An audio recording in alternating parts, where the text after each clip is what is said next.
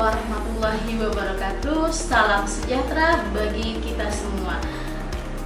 Perkenalkan, saya Cinta Yolanda Sari, SKM MKM, salah satu dosen tetap program studi Kesehatan dan Keselamatan Kerja atau K3 Fakultas Ilmu Kesehatan Universitas Ibnu Sina. Saat ini saya sedang proses mengikuti sertifikasi gelombang 1 yang diselenggarakan oleh Kemendikbudristek tahun 2025. Saya akan melakukan penyusunan dokumen pernyataan diri dosen untuk unjuk kerja Tridharma Perguruan Tinggi atau disingkat dengan PDD UKT-PT. Pada kesempatan ini saya akan memanfaatkan salah satu mata kuliah yang saya ampu, yaitu epidemiologi dengan metode DIA, yaitu Delivery Interaction Assessment. Saya mengajar mata kuliah epidemiologi pada semester 2, yaitu genap tahun ajaran 2022-2023 dan semester genap tahun ajaran 2023-2024 dengan bobot 2 SKS, dan mata kuliah epidemiologi merupakan mata kuliah wajib dengan kode MKS 205. Mata kuliah epidemiologi merupakan syarat untuk mengambil mata kuliah surveillance K3 pada semester 7. Adapun deskripsi mata kuliah epidemiologi adalah mata kuliah ini membahas tentang konsep dasar, sejarah, perkembangan, ukuran, metode, dan ruang lingkup dari epidemiologi serta penerapan dalam praktik penemuan kasus, pencegahan, dan penanggulangannya. Ruang lingkup mata kuliah ini adalah yang pertama konsep penyakit dan perjalanan penyakit, yang kedua variabel epidemiologi deskriptif dan ukuran data, yang ketiga desain epidemiologi analitik yaitu cross-sectional, case control, cohort, dan eksperimental, yang keempat epidemiologi terapan dalam screening, surveillance, dan investigasi wabah.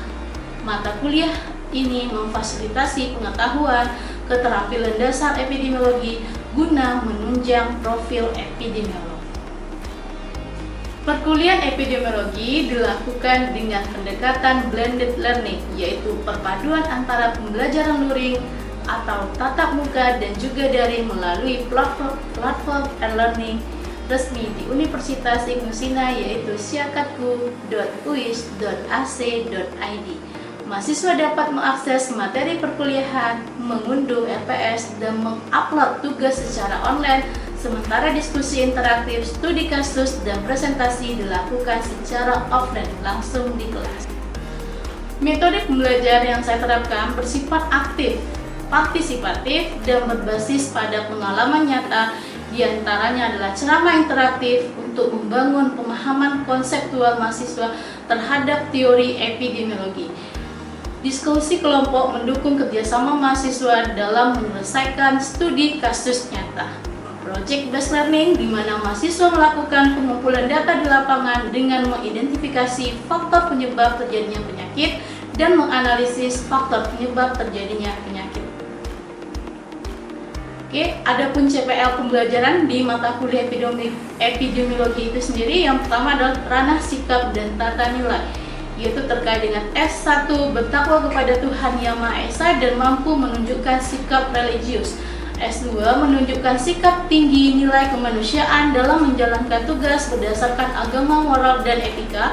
S4 berperan sebagai warga negara yang bangga dan cinta tanah air, memiliki nasionalisme serta rasa tanggung jawab pada negara dan bangsa.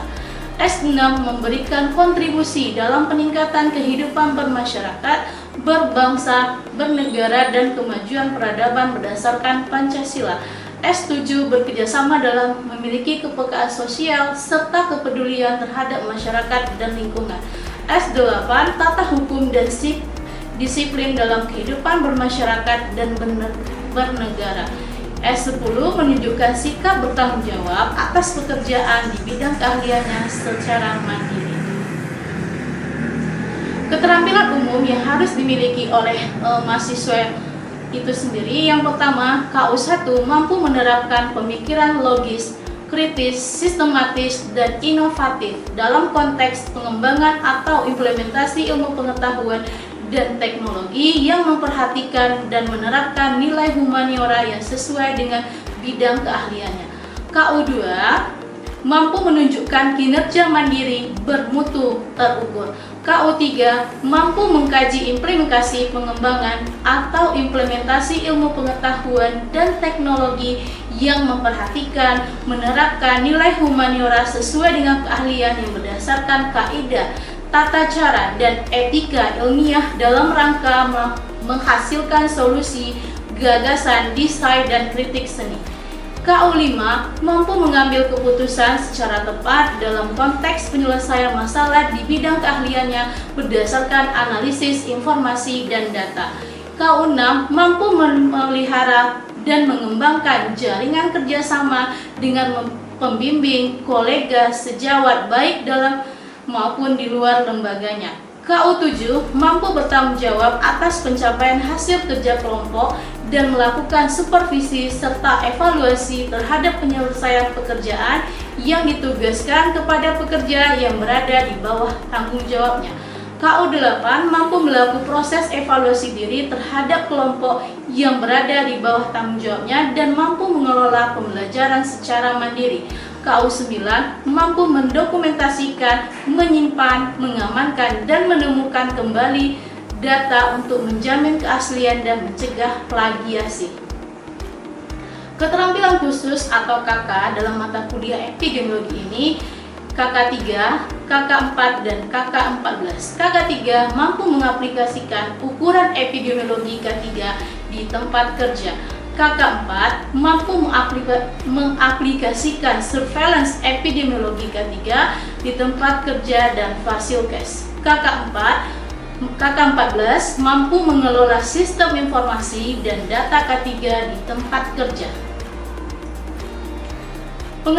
Penguasaan pengetahuan P3 menguasai konsep pengetahuan teoritis epidemiologi dalam bidang kesehatan dan keselamatan kerja. PP4 menguasai konsep pengetahuan teoritis dalam bidang surveillance kesehatan dan keselamatan kerja.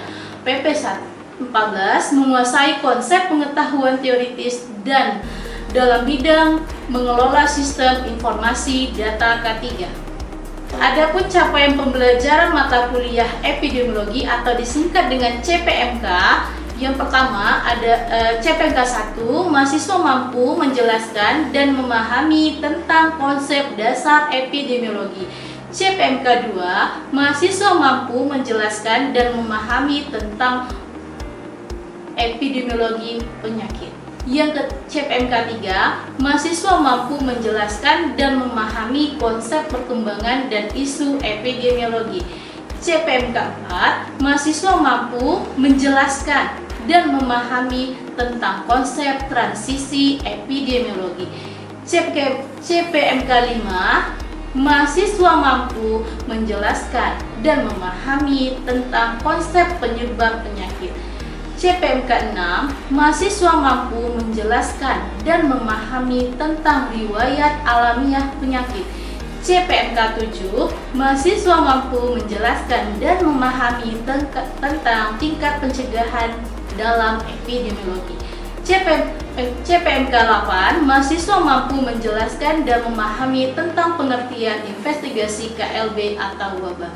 CPMK 9, mahasiswa mampu menjelaskan dan memahami tentang konsep langkah-langkah screening.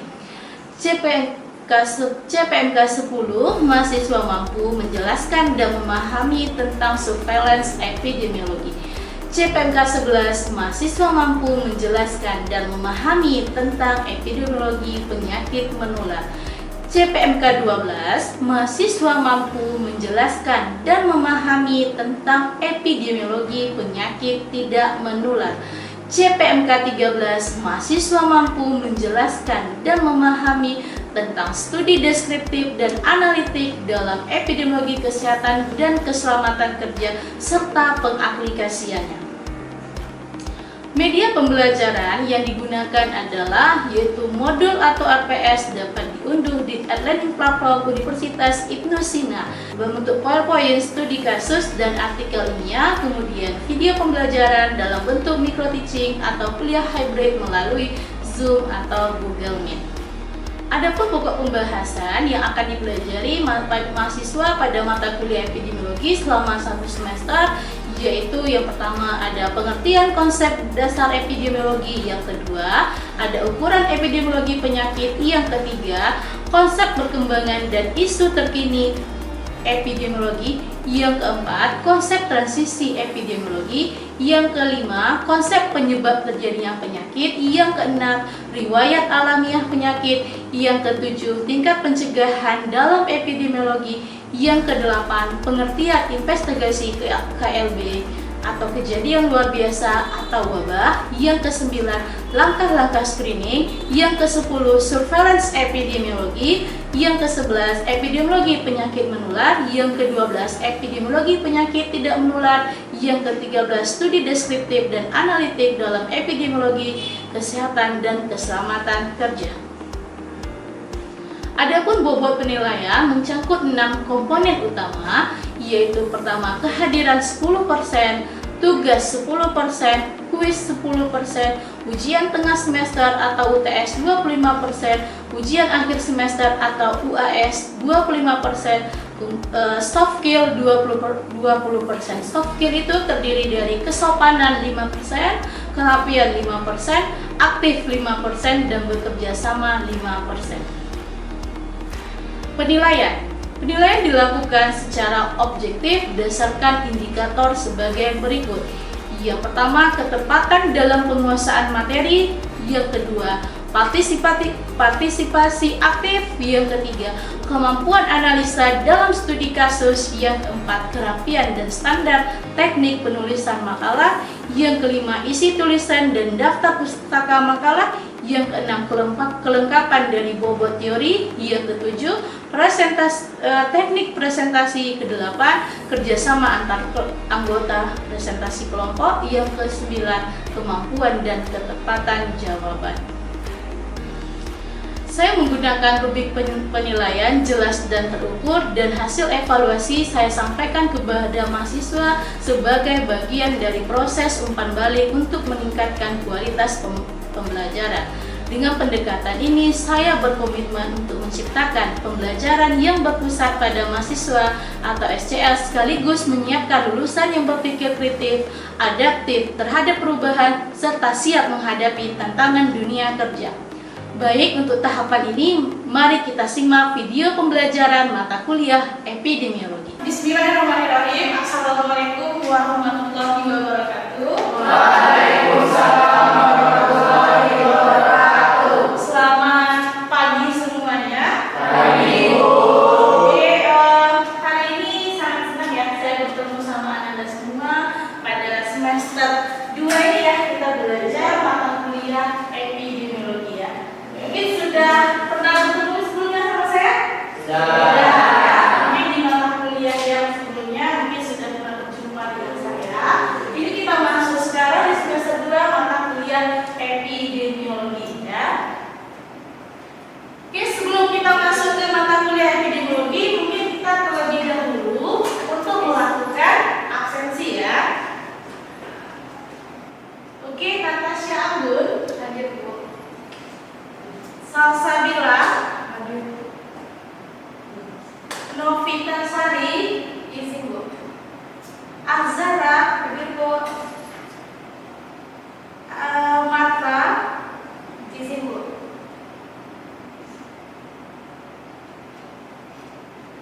Rizda Kaila hadir Bu. Ana Nabila hadir Bu. Sylvia Amanda Tobin, Raffi Ramani, Faisal, Tina Ramandani, Mahani, Kila Sultani, Efrahim, Herlina, Cindy, Lia Safitri, Roman, izin Bu. Tiara Salsabila, oke ya, hari ini kita sudah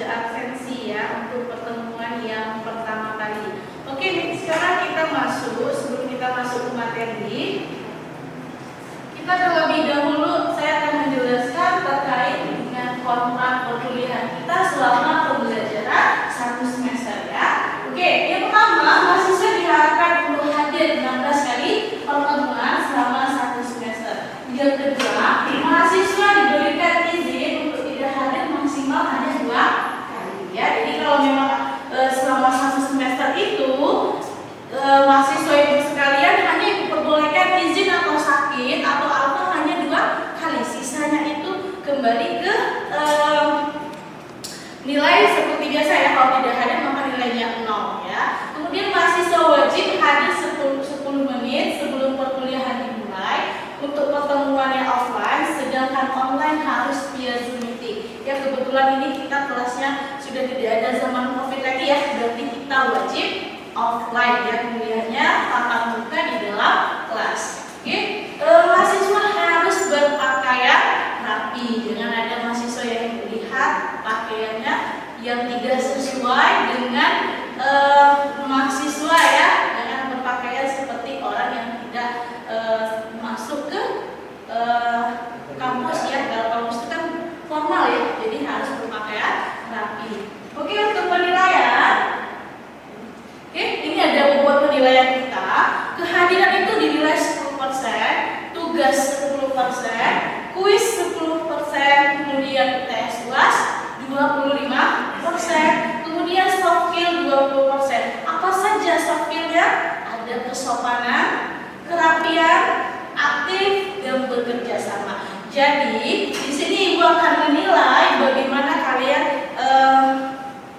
di dalam soft skill ini, dari kerapian berpakaian, kesopanan kalian dalam WA ya sama dengan saya, kemudian bagaimana kalian aktif di dalam kelas, kemudian bagaimana antar kalian itu melakukan bekerja sama. Ukuran epidemiologi, penyakit akibat kerja di tempat kerja, dan mempresentasikannya dengan sikap yang bertanggung jawab.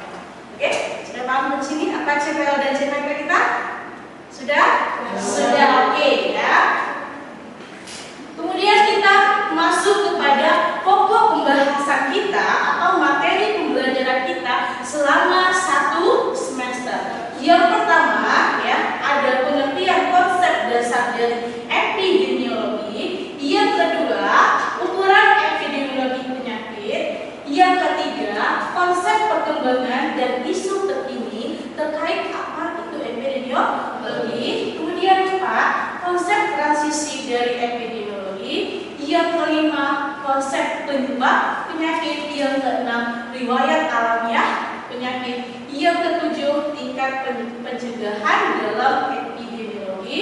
Yang kedelapan, pengertian investigasi atau KLB ya. Apa KLB? Kejadian luar biasa awal. Kemudian langkah-langkah screening. Yang ke-10, surveillance epidemiologi. Yang 11, epidemiologi penyakit menular. Ke-12, epidemiologi penyakit tidak menular. Yang ke-13, studi deskriptif dan analitik dalam epidemiologi kesehatan dan keselamatan kerja.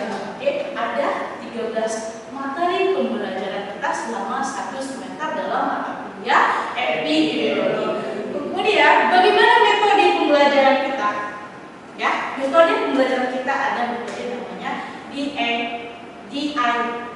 Apa itu DIA? Delivering, interaction, dan assessment. Jadi di sini saya akan kita di sini ada feedback ya, dosen menjelaskan, kemudian mahasiswa yang ada interaksi dengan dosen, baik itu menanyakan apa terkait materi yang belum paham yang disampaikan oleh dosen, kemudian kita nilai. Kemudian ada juga kemudian ada juga kita temuan metode pembelajarannya dengan SCL apa? Ya, student centered learning. Di mana kita di sini mahasiswa sebagai pusat dari pembelajaran, dan di sini saya memberikan dalam bentuk tugas kelompok. Jadi nanti mahasiswa presentasi, kemudian temannya ada yang sesi tanya jawab untuk dari materi yang sudah disampaikan. Ya. Oke, pembentukan dari kelompok belajar kita ya selama 1 semester ya. Pada semester 2 ini kita akan membagi menjadi 7 kelompok. Kita ada berapa orang satu kelas? Di 22. Berarti dibagi 7 kelompok, berarti satu kelompok itu ada 3 sampai 4 orang ya. Nanti ketua kelompoknya di sini Anggun ya. Anggun tolong bertanggung jawab. Nanti dibagi kelompoknya menjadi 7 kelompok selama 1 semester, dan sistem presentasinya minggu ini saya yang menjelaskan, minggu depannya mahasiswa ya, yang dan sudah kita tunjuk dengan materi-materi pembagian ke kelompoknya. Oke, untuk kelompok 1, materi yang akan kalian bahas adalah konsep dasar dari epidemiologi ya. Mungkin setelah ini akan saya berikan RPS. Apa RPS? Iya, rencana pembelajaran semester ya. Saya akan berikan RPS terkait dari apa yang akan kita pelajari selama 1 semester dari pertemuan pertama sampai pertemuan yang ke-16.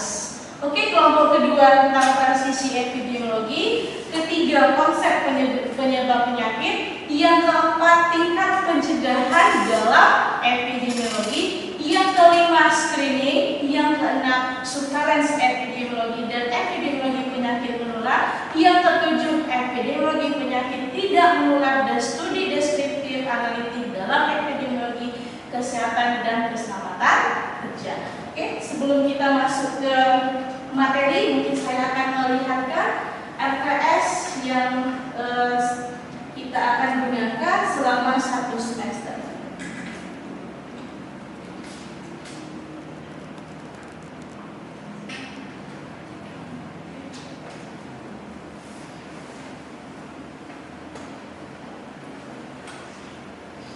Oke, di sini bisa dilihat ya, ada semua mahasiswa ibu. Oke, di pertemuan pertama itu kita akan ini pertemuan pertama ya, kita sudah menjelaskan kontrak perkuliahan, pembentukan kelompok belajar, dan pengenalan nantinya secara umum itu apa itu epidemiologi ya. Minggu kedua, oke, minggu kedua kita akan menjelaskan tentang konsep dasar dari epidemiologi. Apa saja sub pembahasan kita itu ada sejarah epidemiologi, pengertian epidemiologi, dan ruang lingkup dari epidemiologi.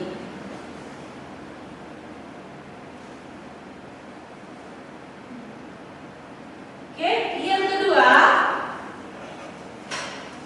ya pertemuan yang ketiga ya, pertemuan yang ketiga, kita akan mempelajari konsep perkembangan dan isu terkini dari epidemiologi, yaitu terdiri dari bahan kajian kita. Yang pertama itu ada teori perkembangan epidemiologi, yang kedua isu terkini dari epidemiologi. Next, minggu keempat,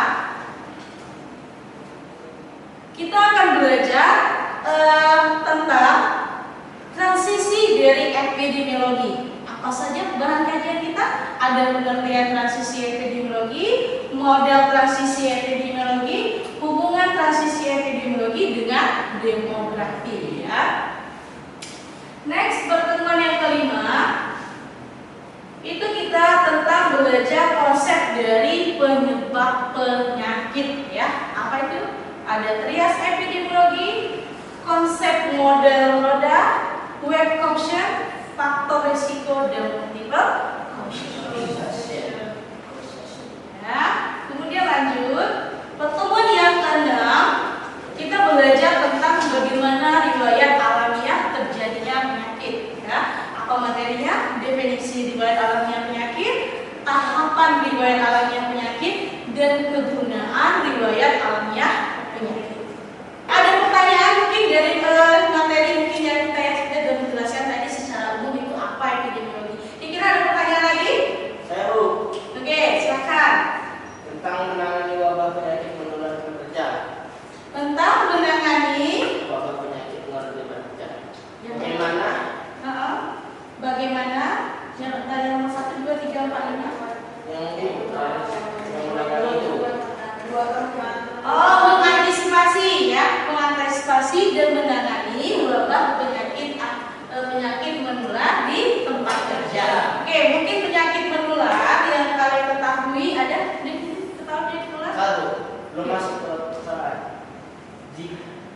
seperti corona kemarin itu. Bagaimana cara menangani wabah? Oke, mengantisipasi. Jadi kita akan tahu nih, ya ini ada penyakit wabah corona kemarin ya, seperti COVID-19 ya. Jadi kita akan tahu bagaimana pencegahannya ya. Mungkin perusahaan akan membolehkan kebijakan bahwa setiap pekerja harus memakai APD yang lengkap seperti masker ya. Kemudian apalagi face shield ya, face shield. Kemudian mungkin melengkapi APD yang mungkin bisa memperkembangkan ya atau memperbanyak dari wabah tersebut ya. Oke, ada lagi mungkin yang ditanyakan? Kalau untuk menangani wabah corona kemarin kan ada perbedaan pada WFH gitu. Iya, benar. Work from home. Itu terlalu lebay atau memang itu yang cocok untuk corona kemarin? Ya, ya kemarin ada ya kebijakan pemerintah bahwa WFH ya, work from home ya, bekerja dari rumah. Itu merupakan kebijakan yang paling tepat dilakukan untuk pencegahan dari corona. Kenapa? Karena dari pencegahan dari kita bekerja dengan jarak jauh dengan sumber penyakit misalnya si A ya terkontaminasi corona, jadi tidak menularkan ke orang lain ya. Makanya kalau dulu ada juga ya karantina ya. Apa yang namanya yang di lingkungan itu nggak boleh keluar, apa namanya? Karantina Apa? Karantina. Iya, karantina. Pembatasan ya apa? Ada lagi pembatasan apa? Social distancing. Kita nggak boleh keluar. Makan aja ya dulu ya, saya ingat kalau kita makan di luar itu harus dari apa siapa? Yang aja, yang take away aja ya, yang take away aja. Kalau kita duduk di sana akan ditangkap sama polisi ya. Jadi kebetulan itu pernah terjadi sama saya ya, saya lagi makan sama suami, rupanya ada razia ya, razia tidak boleh social distancing ya. Jadi artinya itu merupakan salah satu ya bentuk dari mengantisipasi dan menangani wabah penyakit menular di tempat kerja ya. Itu regulasinya itu bisa ditetapkan. Mungkin ya kalau WFH itu mungkin tidak semua, kadang-kadang dia WFH, tapi ada juga yang masuk kerja ya, tidak semua perusahaan. Maka itu perlu semua perusahaan itu memiliki kebijakan yang mengikuti aturan pemerintah agar mengantisipasi penularan yang lebih banyak lagi terhadap pekerja. Oke, mungkin ada pertanyaan lagi?